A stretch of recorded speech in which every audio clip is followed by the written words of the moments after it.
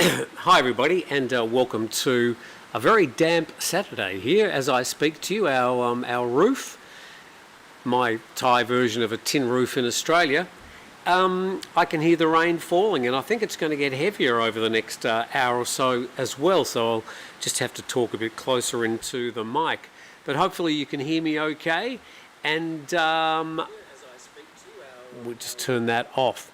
Now, I'm going to start off today because, as you can see from the thumbnail, we're talking about President Trump's visit to Southeast Asia. I acknowledge that he's travelling to the rest of Asia as well with some very important meetings, but we're specifically going to talk about his visit to Southeast Asia. And I'd like to say at the top that it would be very easy for this to descend into some sort of trash talk about the US president. I'm not interested in doing that. I don't want to litigate what you think about President Trump. I don't want to litigate what you think about his past travesties or otherwise. And equally, I don't want people to sit here and laud his great successes. We want to talk about his visit, his role, and his potential impact on Southeast Asia. So if the conversation descends into sort of just people throwing bricks at each other, bit like they were on either side of the Thai-Cambodian border back in September, then I'm not going to continue with the conversation. So let's start with that, trying to talk about specifically the opportunity for the US president to perhaps coerce or be involved in some sort of long-term peace for Thailand and Cambodia.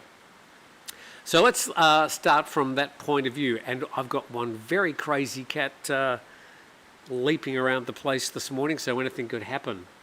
But before we get talking about our main topic today, and thank you very much to all those people that have joined in. By the way, we've got Buy Me a Coffee.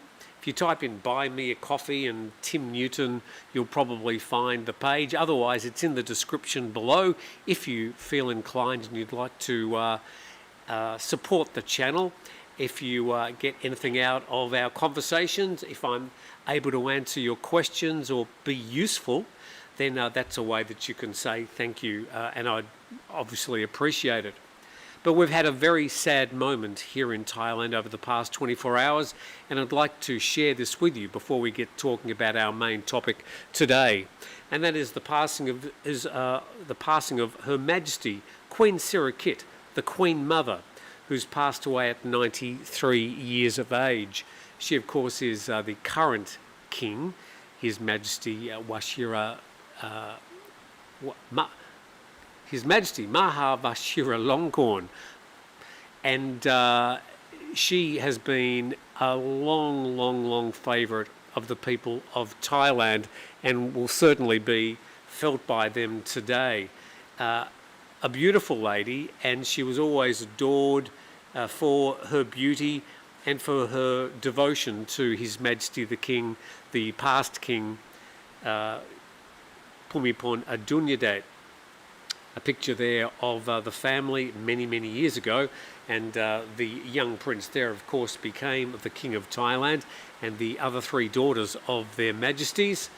And she used to follow His Majesty around as he travelled around Thailand, and travelled often. And yes, she was certainly very involved in the reign of Bhumibol Adulyadej, and did follow him around, very devoted and very involved in the matters of Thailand.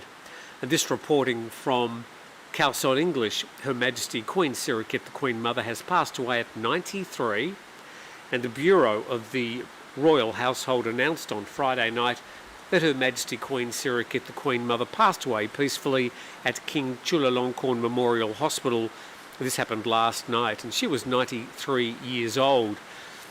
And His Majesty the King has issued a royal command for the Bureau of the Royal Household to arrange the royal funeral with the highest honours according to royal tradition. So what usually happens when there is the passing of a member of the royal family in Thailand? It is a very serious event. And you will find probably in many cases people wearing black. Now, in the case of His Majesty the King, people were wearing black for 1 year after his passing back in 2016. I don't think the level of mourning is going to be the same, but she was well loved, and her name will be discussed often today, and her involvement and her love for the past king. So expect to see plenty of photos of her and plenty of tributes made. The roof above me is it's an aluminium PVC sandwich. It's aluminium on the outside, PVC in the middle. No, the other way around. PVC on the outside and the underneath, and aluminium in the inside. It provides pretty good insulation, even though it's only about that thick. That's about 4 mil. But as far as noise is concerned, it's not that much quieter when the rain's on it, but hopefully you can hear us okay. So, the passing of Queen Sirikit. When the king died back in 2016, they sort of turned off the radios and the TVs, and even the newspapers were only allowed to print in black and white for several months. They weren't allowed to print in colour. And I think when the TV came back on, they were only broadcasting in black and white as well for several weeks. So, the passing of a member of the royal family is a serious deal here in Thailand. So we commemorate the life of Queen Sirikit and understand that she was well loved by the Thai people, and we acknowledge their mourning for their queen, the Queen Mother, who died last night at the King Chulalongkorn University Hospital in Bangkok. Okay, to the program today, and let's just go to the topic, and we'll go to a Bangkok Post report to start our conversation today as I get a little bit closer to the microphone. And this is the way that it's been reported, and then I've got plenty of things to say about it. And reported in the Bangkok Post, Trump heads for Asia and Xi talks as Kim's speculation swirls. Well, that's President Xi of China and Kim Il-jung, who is the president of North Korea. And it says that the US President Donald Trump leaves yesterday for Asia. It would have been, it's still Friday night, I think, in the United States. High-stake talks with the Chinese leader Xi Jinping, as Washington played down speculation that he could meet the North Korean president, Kim Jong-un. Sorry, I mentioned the last North Korean president, his father. Trump is set to meet Xi in South Korea on the last day of his trip, aiming for a deal on everything to end a bitter trade war between the world's two biggest economies. There's plenty to discuss on that matter as well. When they come to those talks, both China and the United States have got plenty of, as President Trump likes to call them, cards. And it will be interesting to see how those cards are laid on the table as demands are made for various or possible trade deals. Of course, we always need to remember that these talks, these discussions are really just that. They're highly staged events. The actual talks are never really seen. There are usually speeches made after the talks, and some things are discussed, but really the hard work will happen before these two men of office meet, and then the discussions will generally be cordial. Of course, there are other people in the room at the same time, including translators, but these are highly staged events, and all the hard work has either already happened or will be happening in the next few days before the actual meeting. I've got horrible allergies the last couple of days. The rain always brings allergies for me, and I'm apologising about scratching my nose, but it is very itchy. So the 79-year-old President Trump will also visit Malaysia, and we'll talk about that specifically in a moment, and Japan on his first Asian trip since he returned to the White House in January. And a senior US official said yesterday that Trump would deliver for the American people in one of the most economically vibrant regions of the world, signing a series of economic agreements. Well, vibrant indeed. There are some economies in Asia who have been registering close to or even over 10% of their GDP for an increase this year. So some of the economies are doing very, very, very well indeed. Not Thailand at the moment. It's sort of been languishing at 2 to 3% GDP growth only. But even that, I suppose, is better than some Western countries at the moment. But certainly, as a lot of us have discussed in the past, this is the Asian century and the rise of the Asian middle class, which is amplified by the huge populations in both China and India and other Asian countries. And with the huge growth of those middle classes also comes a huge rise in the GDP. So it's an important place for the US president to visit, and we hope that his visit does bear fruit. Let's go on with the article. And his first stop will be Malaysia, where he arrives on Sunday for the ASEAN Summit, and that's a meeting that Trump has skipped several times in his first term. And Trump is set to ink, and this is really what we're talking about today, a trade deal with Malaysia, but more importantly, he will oversee the signing of a peace accord between Thailand and Cambodia as he continues his quest for a Nobel Peace Prize. But the highlight of the trip, I'll get back to all that in just a moment, but the highlight of the trip is expected to be South Korea, with Trump due to land in the southern port city of Busan on Wednesday ahead of the Asia-Pacific Economic Cooperation, that's the APEC summit. Important for him to be at that meeting. And Trump will meet with the South Korean president. He'll address an APEC lunch with business leaders in South Korea and meet US tech bosses for dinner.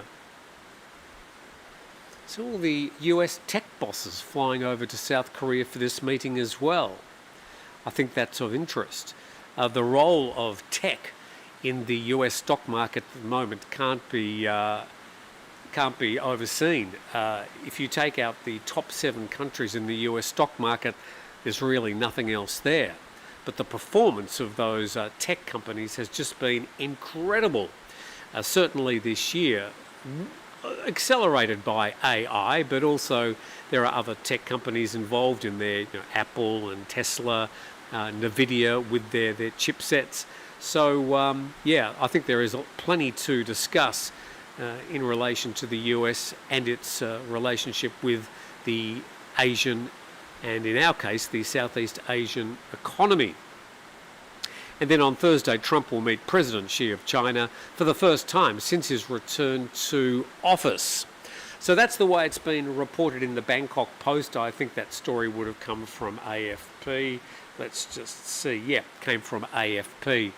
So that will be the same story seen in many publications around the world who subscribe to AFP. So again, I would like to keep the conversation about President Trump and his relationship with Southeast Asia and the possibilities that you see for him to have some sort of implication on a possible peace deal between Thailand and Cambodia. I don't want to talk about the ballroom. I don't want to talk about your past problems with the US president. There are plenty of other places you can do that. But here today we're going to talk about the president and his possibility of exerting some sort of authority and how that might happen. Of course, all these are just my points of view. Your point of view may differ, and that's okay. I'll read them out. I'll read out all your comments today, whether they agree with me or not.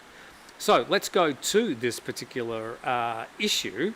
I've got a few notes here, and we should, I suppose, start by saying the president has got a lot to do over the next week here in Asia. And there are a lot of people working behind the curtains who are doing a lot of the heavy lifting.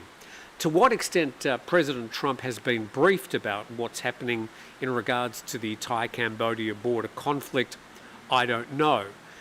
His remarks about it in the past would suggest that maybe he doesn't know much about it. But of course, that's not necessarily important. It will be very important to actually see what he does and what he says when he's here. Now, we've seen the president in the past when he's got a script and he's got an auto cue in front of him. Sometimes he's encouraged to stick on script, but he's also quite attuned to going off script, going off onto a bit of a rant about other things that are important to him at the time. And I acknowledge that, but I'm not sure if that's necessarily going to fall on hearing ears much whilst he's here in Asia. People here in Asia, in Southeast Asia, are very interested to hear what he has to say about what's happening here in this region and his relationship and the US relationship with the Asian and the ASEAN countries. So I think the briefing is very important, and I think it'll become quite clear when he starts speaking about how he has been briefed on the issues. Now, when it comes to the Thai-Cambodian border, as I think I've tried to do over the past couple of months, maybe I've done far too much about it, and maybe a lot of you aren't terribly interested. But I am interested, and I think there's a lot about this that's not really fully understood. I think the way that it's been presented by Cambodia initially, and then by the response from Thailand, and then of course the military involvement, is that it's something about dotted lines on ancient maps and the Khmer Empire and Thailand and who fired the first shot and where exactly is the border. The more I've been reading and the more I've been consuming, I spend hours on this every day, reading documentations and investigations, and I am almost 100% sure that it's nothing to do with the actual border. It's 100% to do with the economy of Cambodia and the threats to that economy, or the perceived threats, by Thailand, with two things. Firstly, taking action against closing down scam centres, most of them, or a lot of them, which are scattered along the border. I'm talking about Thailand and Cambodia here, forget about Myanmar for the moment, are trying to close down these centres. Now, they took a lot of action in February this year by getting out the scissors and severing the access to internet and to electricity, and to a certain extent to staffing, because a lot of the staff were coming from Thailand. And of course, there's also been the access of people getting across the borders, trafficked out of Thailand, often arriving in Thailand airports and then travelling on overland and getting through the land borders. Now those land borders have been shut. And the other one was that the Per-Thai party, who were the government at the time, or the leading coalition member, were threatening to introduce casinos in Thailand. And a lot of the scam centres in Cambodia are basically hidden behind casino facades. And if you have a look beyond the bright glittering lights and the people walking in and the three roulette tables in the front room, these are basically scam centres and just fronts for highly organised, highly funded and highly developed scam centres. And the people running these centres, a lot of them are Chinese business people, a lot of it Chinese money. The only way these people can operate in these foreign countries is to get the authority and the convenience from the Cambodian authorities, and that involves everybody from government ministers down through senior businessmen, and their compliance with the money that's coming from overseas, giving them access to open up a lot of these centres, turning a blind eye to what's happening, has allowed these to flourish. And we've discussed before, and you can go and read all the documents yourself, but many NGOs, many investigative reporters, the UN, the US Treasury, now acknowledge that in the past year, the past financial year, that almost 50% of Cambodia's GDP has been generated by these casinos and scam centres. Now, I think that is really worth trying to sort of get your head around. So there is so much money involved and so many people involved who have gone to extraordinary measures to cover up their identity, where they come from, who they represent, where the money comes from, that it's been increasingly difficult for people to try and track down exactly who's behind this. Now, for a lot of people, they want to see black and white, a bit like this shirt. Thank you very much to Banyan Tide for the shirt. You could say, oh, it's China. But it's not just China. It's certainly some Chinese money and some Chinese businessmen.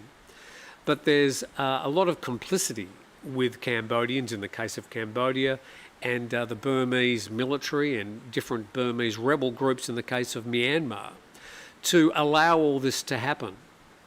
And in the past, there's been a lot of involvement with Thai banks. They've been funneling their money through Thai banks, and so the Thai banks have had to respond through the main Thai Reserve Bank to try and close down the bank accounts involved with these scam centres. And there have been hundreds of thousands of Thai bank accounts closed just this year. Now, there are a small coterie of very annoyed expats who have been caught up in this, and they're basically saying, oh, it's a war against them. It's not against you. It's just the Thai banking system trying to close down the access or their involvement in money laundering. So, okay, there is plenty to say about that, but all this talk about the Thai border and a border dispute is just deflection. This is just the way that they're trying to deflect attention, and they've been very good at it. The Cambodian government have hired hundreds, perhaps thousands of trolls to try and make it all about the border, and posting pictures of old maps. I mean, you just wouldn't believe the amount of rubbish that's been published, both in Thailand and Cambodia, and Thais are all getting aggrieved about it, but it has been a very successful deflection from what's really happening under the surface. It's been a real Wizard of Oz. What you're seeing in front of the curtain is very different from what's happening behind the curtain. So looking under these very dark, shadowy bedclothes, we're finding a bed of snakes and evil that is perpetrating these scam centres. Good God, what am I talking about? So let's just go on a little bit more about this. Back in September, there was a ceasefire signed, a memorandum of understanding between Cambodia and Thailand. It was brokered by the Malaysian Prime Minister, Anwar Ibrahim. Just trying to get all my names right today on the fly. And that ceasefire basically has held. There's been some skirmishes. There's been these people driving up and down the road with the ghost sounds on the loudspeakers. Who's been funding them is also fascinating and interesting. Where they're getting the money to do this this trolling of the basically innocent people along the Cambodian border. But that ceasefire has generally held, and what we're looking at this Sunday is for a peace deal to be signed. So let's just be quite frank about this, that whatever is presented to the US President on Sunday is not going to be a peace deal. For a peace deal to be signed, there basically needs to be some agreement between the two sides, in this case Thailand and Cambodia, exactly what that peace deal is going to be. Now, Thailand has made 4 demands that it has stuck with all the way along since the ceasefire. Some of that involves the de-weaponising of the border region by Cambodia, which of course then Thailand would follow, removing all the mines along the affected area, action on the scam centres, really? And I can't even remember what the other one was. Anyway, there's 4 things. Now, those things have not changed all the way along, and as we speak today, nothing really has been done with any of those. Nothing. They remain demands, and both sides say, oh, yeah, okay, we agree on those demands. But no one's done anything yet. Now, beyond that, all the way along, from the time this all started, not one person on the Thai side or the Cambodian side has got out a map and said, we need to have a talk about this, and we need to have a talk about the border. There's one particular temple, Prayer Vahir, and is that in the Thai side or the Cambodian side? Now, both Cambodia and Thailand have got thousands of ancient temples, and all the attention on this one temple is just completely over-exaggerated. So the discussion on the temple has not come up at all in the past 6 weeks. No maps have been presented over the past 6 weeks. And there's not only that particular border, there's also a dispute on some of the maritime areas in the Gulf of Thailand and who has ownership to use those areas for potential oil drilling, etc. So these border matters are not being discussed. The only thing that might have been discussed regarding the borders is the rescission of an MOU signed many decades back, which basically would allow the Thais to say, well, we've ripped up your MOU about the border areas and we'll just put the borders where we want. But again, these have sort of been sideline discussions. So whatever the US president is going to sign on Sunday is not going to be a peace deal. It'll be a symbolic acknowledgement by the most powerful man in the world about what's happening, and I suppose exerting his wishes for some peace deal to appear in the future.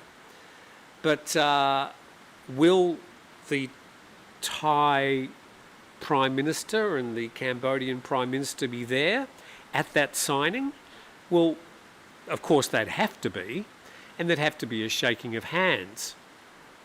And let's hope that that happens.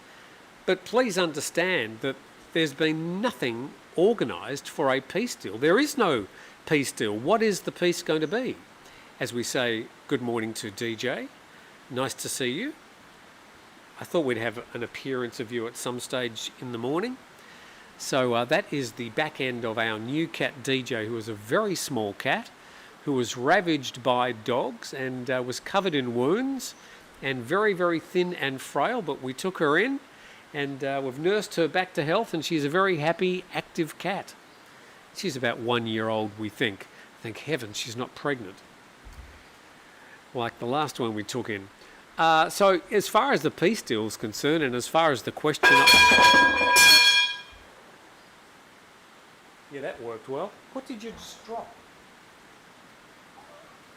I don't know what fell down there. There's really nothing to sign, but it will be symbolic, and it would be great to see both, just removing all the cups from the side of the table there.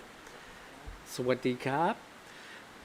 So, the other interesting thing about the US president is he has used these trade deals as... hello, Daisy, nice to see you as well. So I told you they'd all be arriving. Using trade as a weapon to try and get different peace deals from countries who are in argument around the world. Now, whether there's going to be some sort of exertion on Thailand and Cambodia to say, well, we're going to push your trades up to 100% or something like that. But even if that happens, even if that is said, we're going to put higher tariffs on you, which of course, sadly, Americans buying any goods from Cambodia and Thailand will have to pay those tariffs, but it won't help Thailand or Cambodia in the long run, any higher tariffs. Would that encourage Thailand and Cambodia to sign a peace deal? As I've said all along, the only two people that can work out a peace deal for Thailand and Cambodia is Thailand and Cambodia. Any push from outside, be it from China or the US or from ASEAN, or from the border countries really isn't going to do much at all. If it's not Thailand and Cambodia making some hard decisions, putting them down on paper and agreeing on them themselves, it's not going to happen, and these border conflicts will continue. If anything is signed on Sunday, I would say quite confidently that next week we'll see more conflict and more bricks thrown from one side or the other, more trucks driving around with ghost sounds, and perhaps even potentially guns coming out from the armies on both sides. So that's my feeling about the matter. I'm sure you will have some of your own thoughts. So, sorry if I'm a bit scatterbrained today. I've taken some antihistamines and I'm a little bit bonkers. Okay, so let's go to your comments on this, and people have plenty to say. Dildo Baggins, this is one of the first comments before I even started this morning, said, number 47, referring to the US president, can't fix this. Do you think we could see Asia's music stars get together and record Heal the World or Perfect Day? Musicians, actors, etc. Can typically remedy such scenarios. Yeah, look, I think Thais and Cambodians enjoy their music, and they'd be up for something like that. I don't think it's going to resolve the situation. Yeah. Okay.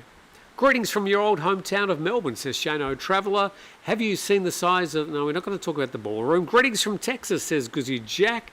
Greetings from Pitsanolok from Stephen Hall. KJ says, not looking forward to the chat comments on this topic. Just hope folks remain civil. So do I. We'll soon find out. G-Rig says, hello. If this man ruins my trip at Christmas and New Year, it's my 50th birthday. You're talking about me? I'm not going to ruin your trip. Nobody here cares about the orange man. Okay, it's so easy for people just to descend into some sort of just completely polarised point of view without actually talking about the topics. We're going to talk about the topic today. Good morning, Tim, says White Labs. Tim Tams, that's all I have to say. Good morning all from Sydney, says Luke Manton. Tim from Victoria, Australia. Ha ha ha ha. Okay. South Coast Sharks here. Okay. Almost 50,000 subscribers. How are we going to celebrate? I'll probably talk a bit about that tomorrow on Grumpy Old Men. Very close to 50,000 subscribers. Hard earned. YouTube is a hard road to hoe at the moment. Let me tell you. Robert T., he already claimed he ended this war. One of 27 wars he alone has ended. Well, he hasn't ended this conflict. And I don't believe anything that may happen over this weekend, any signing of peace deals, will end it either. The only two people that can do it are the Cambodians and the Thais. But what coercion will he bring to the table to perhaps encourage them to sit down and start talking about the hard issues? Because as I say, the map, the dotted line of the border has never been discussed before the ceasefire, before this meeting at ASEAN on Sunday. Good morning, Tim, and the land of smile lovers. Yeah, we all love Thailand here. Good morning, Tim, and the land... Oh, I just did that. Go to the Turtle Centre while there as well if you can. Hi, Daisy. Block your face. Oh, that's right. We can see you. You going to say hello? Good, fine. YouTube is doing something, but I don't know exactly what. Go to the Turtle Centre while there as well if you can. Oh, okay, you're talking to... Yeah, definitely go to the Turtle Centre. I was at the Taplamu Turtle Centre yesterday. There's a little fish and chip place there. Very good.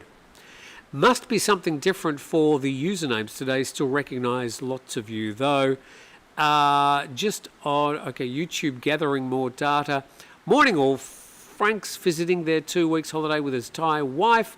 Australia just helped offset the need or dependency for China's rare earth minerals. Yes, there was a historic meeting, well, not so much meeting, but a meeting between the Australian Prime Minister, Anthony Albanese, and President Trump, and they did sign some sort of rare earth deal. Now, to be sure, China still has got or still holds the cards when it comes to rare earth minerals. There are some rare earth minerals that are not provided by Australia, but I think America is doing the right thing, because if there's a problem with access to the Chinese rare earth minerals that was there in the past but not currently there, then they need to try and find alternatives, Australia being one. Good morning from the Gold Coast with supercars roaring in the background, says Robbo in the Bay. Not looking forward to the massive traffic jams in Malaysia due to the ASEAN Summit. Yeah, usually the Asian countries just close down roads, just completely close them. You need to go from there to there? Well, bad luck. The new digital banking system, says Stuart Lovell, that's what it's all about.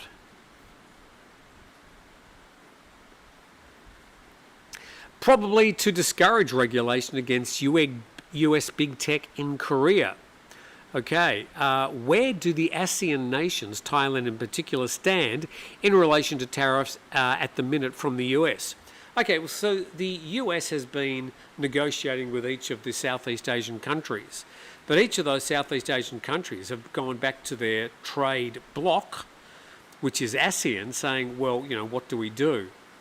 And ASEAN has had a lot to do with the negotiations in each of the Southeast Asian countries, because ASEAN basically at the end of the day is a trade bloc and has been instrumental in making trade in Southeast Asia much more powerful, stronger between the countries and with the world. So I'd love a coffee, thank you very much. So I think we would say that ASEAN has had a big role, and on the sidelines of the ASEAN meeting there will still be a lot of trade talks. There have been no trade deals signed between the US and any Southeast Asian country, but there have been tariffs imposed for reasons I think we've discussed in the past, but there's been no trade deals signed. There's been some discussions, particularly in Vietnam, but at this stage there's no trade deal signed between any Southeast Asian country and the United States. Asia wants access to US markets, bottom line, of course. That's from Raven's Mission. Now, ASEAN in the past, since April this year, has also been instrumental in trying to initiate trade discussions with a lot of other countries, particularly Europe and the UK and Australia, as they look at alternatives to try and put a bit of a buffer between them and the US trade situation. But of course, if Asia has access to the largest economy in the world, that's a good thing for any Southeast Asian country. Thailand ships cars to the United States and ships a lot of electronics equipment. So it would like to retain its access to the US market. There's no dispute about that at all. Thank you, Raven's Mission. Thai-Cambodia will never end. The 1,000-year conflict, never end. I think you're right. That no matter what might be signed on this weekend, I think it'll be very symbolic, and I don't think it's going to have even 1 centimetre of value to actually ending the conflict between Thailand and Cambodia. Just my opinion. Asia has got to pay to play, says Raven's Mission. Look, okay, I've heard all your talking points before, and you're doing very well at just passing them on. The whole pay to play thing, Asia is perfectly able, if it has to work within its own economies and other economies in the world. America has got the biggest economy, and of course Asia wants to trade with the United States and vice versa. But they're not going to just roll over. Remember, China's been around for 6,000 years. They're playing for the long play. They're not playing for the next 4-year term. They're not playing for next November's midterm elections. All the Asian countries, and especially China, are playing the long game. So you really need to understand Asian culture before you start saying things like that. Okay, what else have we got? Robbie Wazulgumich. Tim, sounds like you've got a waterfall in the background, a high-pitched hiss. Well, that's probably the rain, so I apologise for that. Myanmar drug deals, anyone? This man, I don't know what he's talking about. I believe I saw an article that said Cambodia has over 150 casinos. Yeah, they're not casinos. Well, some of them are, and some of them actually operate as casinos. But just have a look over the back wall of the casino, or just have a look behind the curtain from the main gaming room. We're starting to understand, I mean, just in the last 3 or 4 weeks, the immensity and the complexity of these scam centres.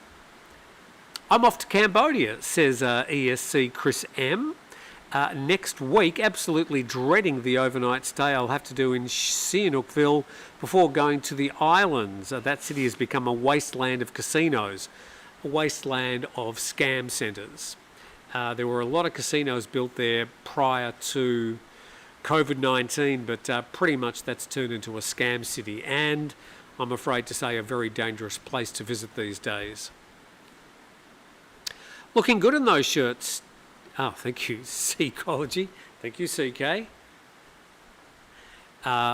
Banyan Tide, more about them on tomorrow's program. Keep casinos out of Thailand. I think they will.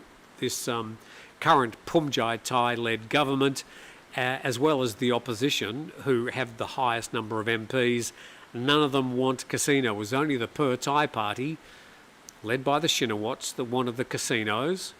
Shinawats and the Hun family. Just put all the jigsaw puzzle bits together. It's not that hard to understand. In rural areas, they like to play Lucky We Played for Drinks. Okay. Zuali, anyone who knows Cambodia's history, thank you very much. Oh, we've got tea, Burmese tea. Got a Burmese tea here. Okay, let's move through these. Raven's Mission, good reporting, Tim. Balance, thank you very much, Raven's Mission. Doing my best. Orange Man just wants his Nobel Peace Prize. Look, if President Trump was able to stop the fighting and the conflict between Thailand and Cambodia on Sunday, I'll come down there and hand the Nobel Peace Prize to him myself. Now, I don't think I have the authority to do that, but give him the Nobel Peace Prize. If he can end that particular conflict, he deserves it. I would say, I just try to be very careful with what I say, but I don't really think President Trump knows much about the history of Thailand and Cambodia. I'm not really sure if he understands the complexities of the Thai border.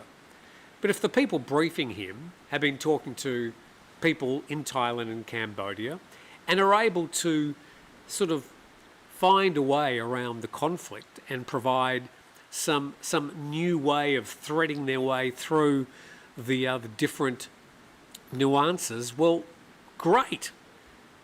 Give President Trump the Nobel Peace Prize, and I'd happily applaud him.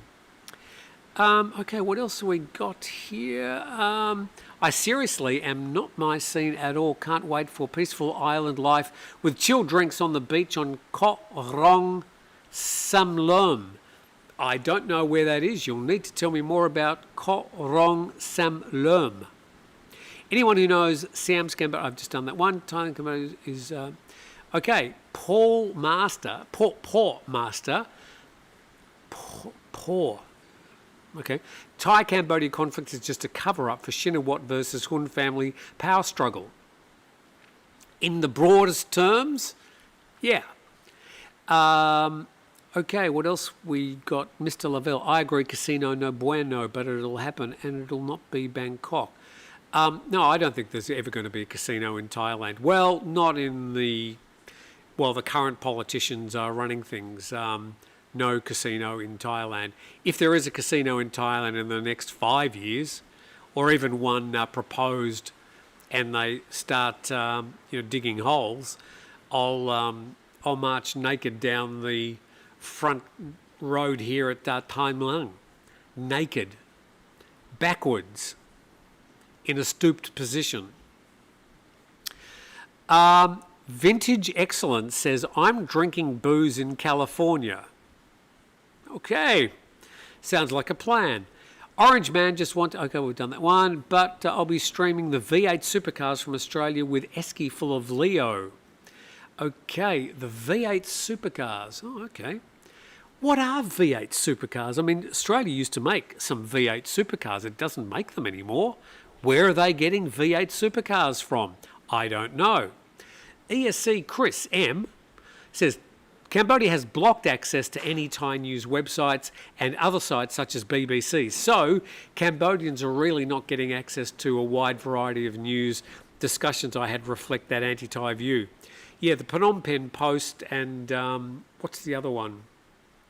The Khmer Times have just turned into just full-on propaganda.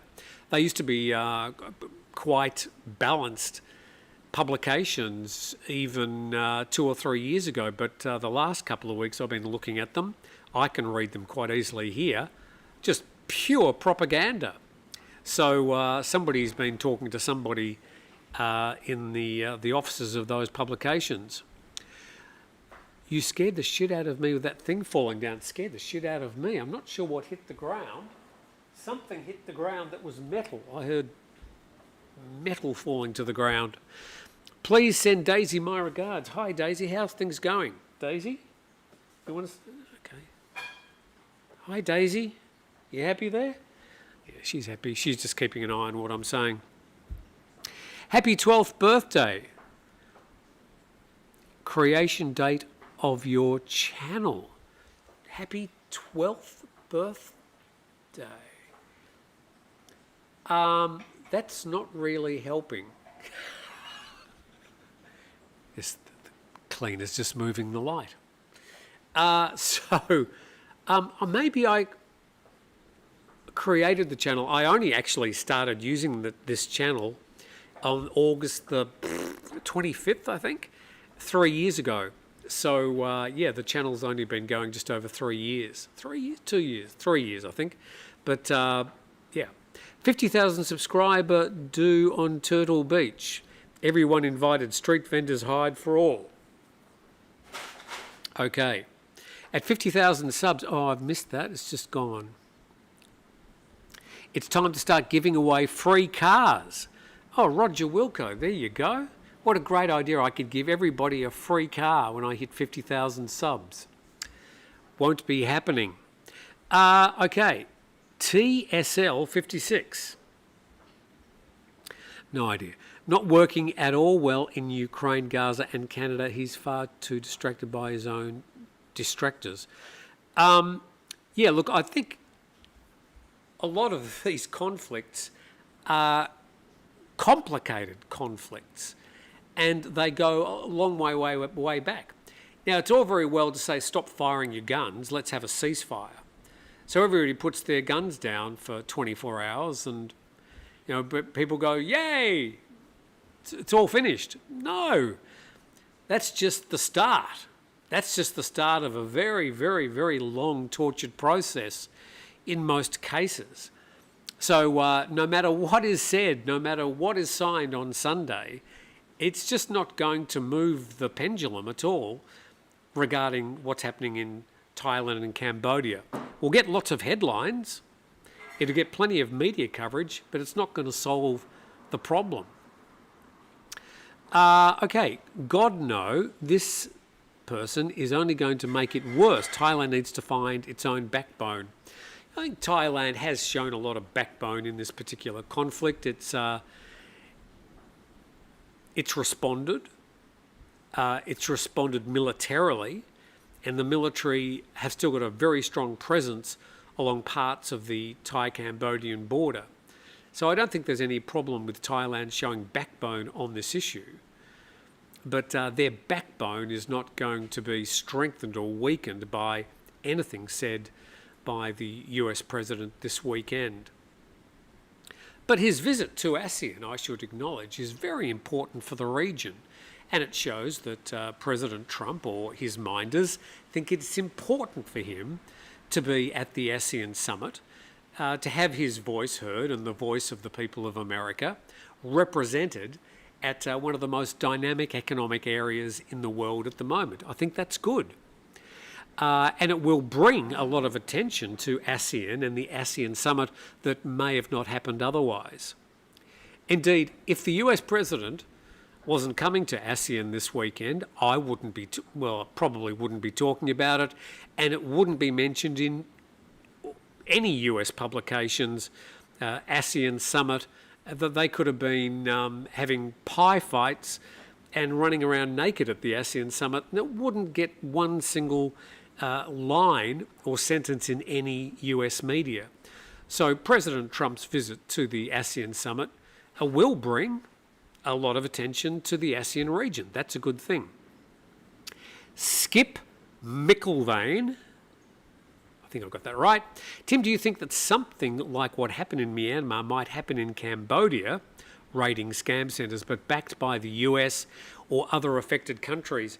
It's a very interesting thing to contemplate. People say, well, why doesn't Thailand just get the helicopters out, get the men in black and go abseiling down into these centres and just blow them up? Well, the thing is, there are innocent people. Well, not some of them aren't innocent, but there are people, other human beings, inside these scam centres. Some 90% of them, it has been thought, are in there, and they don't want to be in there. They're working under duress, under threats of beatings, torture, and killings. And what are you going to do with those people? You go storming into these centres, and there are a lot of potential hostages. Also, I mean, Thailand can't just march into another sovereign country. And the US's ability to march into other sovereign countries to try and get rid of conflict hasn't gone particularly well in the past. Now, China did something up in the very, very north of Myanmar to free scammers, but that was only after they were invited by the Burmese government. Now, there was an interesting incident at the start of this year when there was a Chinese actor who was kidnapped and taken across the border into Myanmar, and Thai police and the army somehow got him out of there back across the border into Thailand, and that has caused a lot of problems in regards to the acknowledgement of that Chinese actor being kidnapped, and then the whole Chinese tourist industry to Thailand has, crashed. I think we've lost 45% of last year's numbers of Chinese tourists after that particular incident. So I can't remember his name. Anyway, it really brought a lot of attention. But how did they get in there and get him out? Was money paid? A lot of ransoms are paid to get loved ones out of these scam centres. It's one of the ways they make money, is they kidnap the people and then ask for enormous ransoms. Then sometimes they receive the ransoms and they don't release the people. We've had many cases of that as well. So it's not as if we can just go abseiling into these casinos and just close them down. If it was that simple, I think it would have already happened. Now, just within Asia, there are plenty of armies and police units and security outfits that are very, very capable of breaking into these scam centres and getting people out. The problem is, though, is the carnage that may be caused along the way. And, of course, in Asia, there would be a huge loss of face. Now, you're going there, oh, loss of face, what's that got to do with it? We need to close down these scam centres.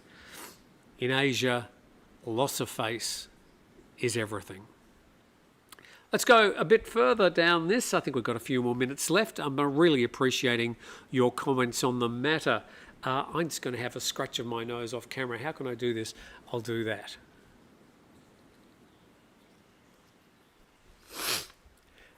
That feels a bit better. Sorry, everybody. It's just been awful, this hay fever. Issue with the briefings, says ESC Chris M. If he comes out of a meeting with Xi and takes the Cambodia side, the briefings become next to useless. Okay. Ko Rong Samlurm, a Cambodian island. Beautiful. Yeah, once you're on the east side of the Gulf of Thailand, you've got the Thai islands, then some Cambodian islands, and then Vietnamese islands before you get to the South China Sea. I've been to one of those Vietnamese islands, Pok Quoc. Fabulous place. Loved it. Changing very, very quickly. I'd be heading to Thailand in early November for the first time since COVID hit in 2020, and I can't wait. We look forward to your visit. Confucius says 4789. Stuart Lovell says, I'll keep you to that. You don't want to see me walking naked down here, but I'll remember, don't you worry. Holden versus Ford and Toyota in there now. What cars are they driving, though? Skip McIlvain. Tim, do you think that something like what happened in me... Okay, I've done that one. Casino in Phuket by 2030, says Dildo Baggins. 2030. I don't think casinos are going to come into Thailand.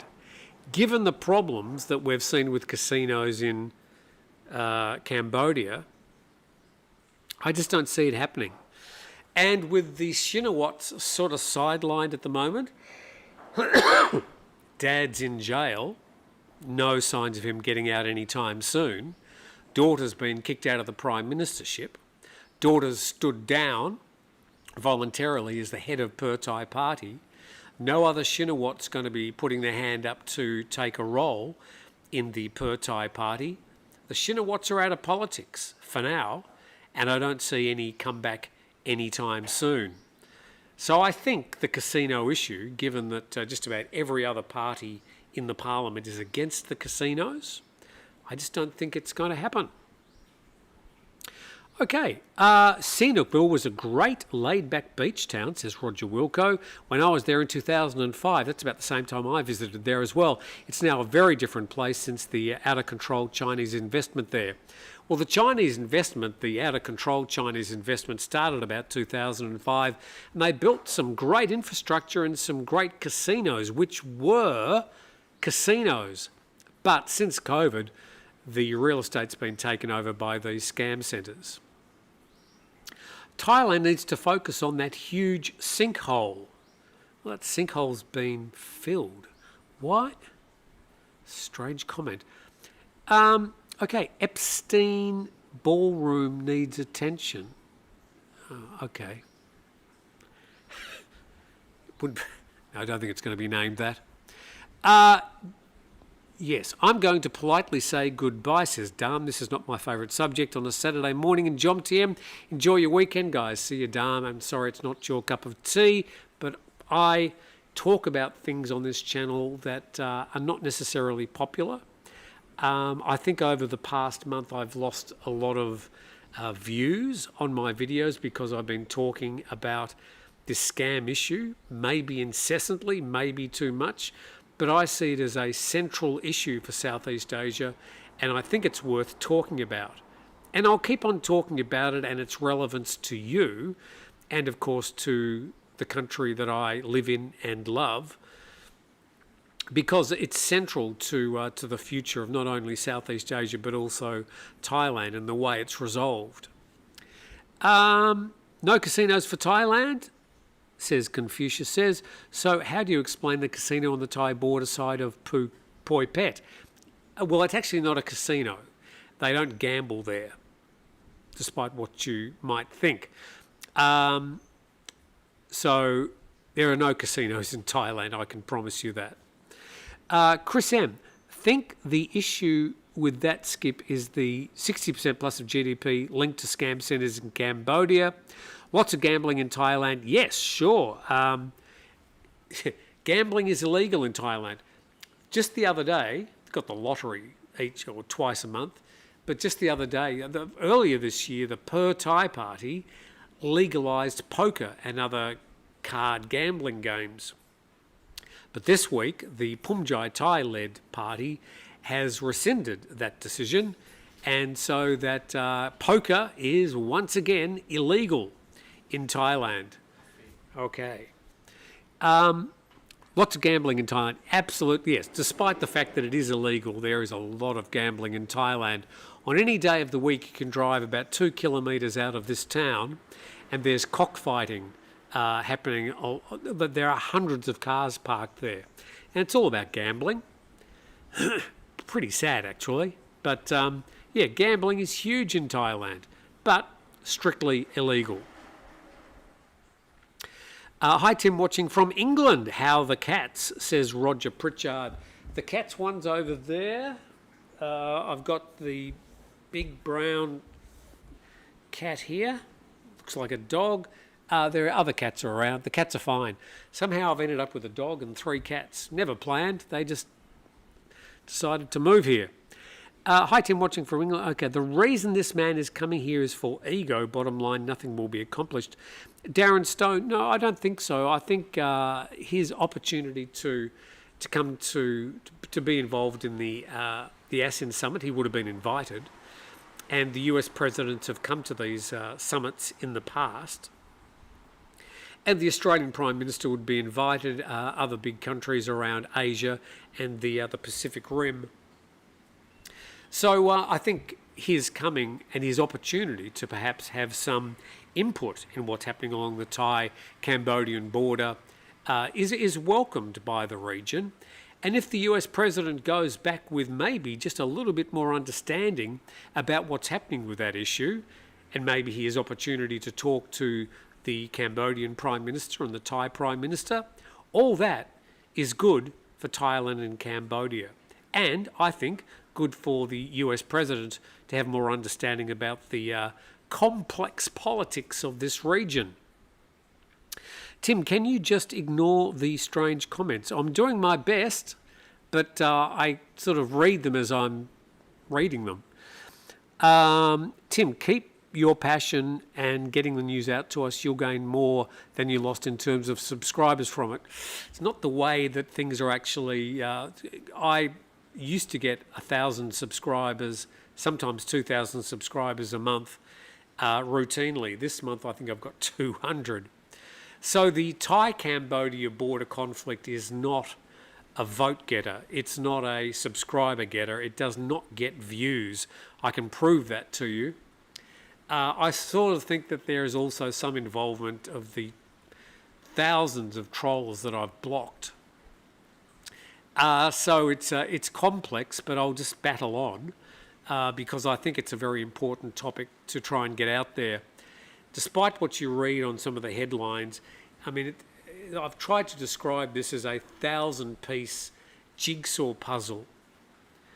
And what you read on any particular story on any particular day is just one piece of the puzzle. And it's very hard to sort of stand back and look at the completed puzzle, where all we've got is just this piece and that piece, and it's hard to connect all the pieces. So I'm spending a couple of hours every day just on this issue, reading a lot of work from investigative journalists, talking to people. A lot of it I can't discuss, but some of it comes out, and when it does get published, I always try and bring it to your attention and put it into context. It's a story I'd like to really spend all my time on and maybe contribute more to getting a more complete picture out to the world. But I'm not a paid journalist. I'm not even a journalist. And, I've got a business to run here. I've got family. I've got the dogs, the animals. I've got responsibilities. And I'm 66, for heaven's sake. So I'll leave it to the younger, smarter, prettier people to bring that story to you, and I'll bring the important bits to you as I can. And there are more YouTubers now doing better, longer, not necessarily longer, but they're more popular and prettier than I am, and they're starting to gain prominence in the Thai YouTube space. So those of us that have been around for a while, we've got a lot more competition. And so the best thing we can do is just do what we do, retain our audience as best we can, and just battle on, which I'm prepared to do. Darren Stone, I agree with what you said, but to think he will understand anything about politics here is laughable. I don't think so. I think at the end of the day, I think the president, he's a deal maker. He likes to think of himself as a deal maker, and he sees Southeast Asia and Asia generally as where things are happening. China and America are both better off trading together, trading openly and continuing what they've been doing over the last 4 or 5 decades. It's been very, very good for China, and it's been even better for America, despite what the US president has said. So I think China, Asia, and Southeast Asia are all important to the American economy, and that the US president will be wanting to make a deal to keep his economy pumping along. Brett Border, of course, the place is pretty basic but unique and worth a look. I have a Google review with pictures up that highlight what to expect. Where are you talking about, Brett? Anyway, Craig, the SLP, comment, Tim, I appreciate you putting these pieces together with your research. You help us make some sense of these things based on evidence. Yeah, I'm basically using other people's reporting. And I usually will check the reporting and I'll check their sources. But that's sort of what I do. I try and analyse the news that's reported and provide some commentary and perhaps putting some of the jigsaw pieces together. Andy Mack, younger and prettier. I think not great work as usual. Best to you and Steve and the team. Psychiatrists are us, says TSL. He just retracted that comment. So that's about it, everybody. Hopefully that may have been of interest to you. An important meeting. The US President, apparently, as we speak, in transit from the United States, will be landing in Malaysia. We'll probably have 24 hours to recuperate. And then he'll be visiting the summit, the ASEAN Summit. That's the... I can't even remember what ASEAN stands for. Something Southeast Asian nations. The Association of Southeast Asian Nations. How could I forget that? 10 countries, not including Australia. But we will see a lot of the other Asian countries at that meeting, at that summit, and important things to discuss this year. The Thai border conflict, the scamming, is a very, very, very big topic, and there will be plenty of discussions on the sidelines of this year's ASEAN Summit about Myanmar, about the scams on the Myanmar border, on the Cambodian border, Thailand's role in being able to try and do something to combat it. South Korea's been dragged into it. They've had a South Korean citizen killed in one of these scam centres about a month ago, and they're now taking a lot of very firm diplomatic action. They've threatened something a bit more stronger, but South Korea is now in this, so you're starting to get a lot of pressure put on by other Asian countries. And so, the pressure is on now, and we're seeing people walking out of these scam centres, those that can, mass escapes, people flooding across the Cambodian and the Burmese borders into Thailand, and it's causing a sort of a minor refugee problem. But I think Thailand's up to it. Thailand certainly wants to see an end to these scam centres. There have been links to some Thai politicians, one of which I spoke about on Thursday's program, if you want to watch that. I've got some other links to other Thai politicians, but I can't publish them, and I'll wait for other media to do so. I think they will at some stage before I've got the balls to have a go at that as well. Special thanks for DJ for the strong wake-up call this morning. Yeah, I'm going to go and find out what fell down. Something metal. Oh, yeah, special thanks for the South Korea... Shit, South Korea in it. Sad. Regards to you, Tim, says Roger Pritchard. Thanks, everybody. Have a great Saturday. It's light rain here, not a particularly good day, but we've got plenty to do with our guests. We're doing a bit of a makeover of the little place behind us called Bamboo Beach House. Guests arriving on Monday, so we'll finish those renovations today. We've got Grumpy Old Men with Steve tomorrow, and then, yeah, I mean, that's about it. Steve's off next week. I'll have to drive him to the airport as we say farewell for his 2 or 3 week visit back to Iowa. So good luck to Steve. We'll find out all about that tomorrow. Have a great Saturday, and thanks for joining us, and we'll see you later.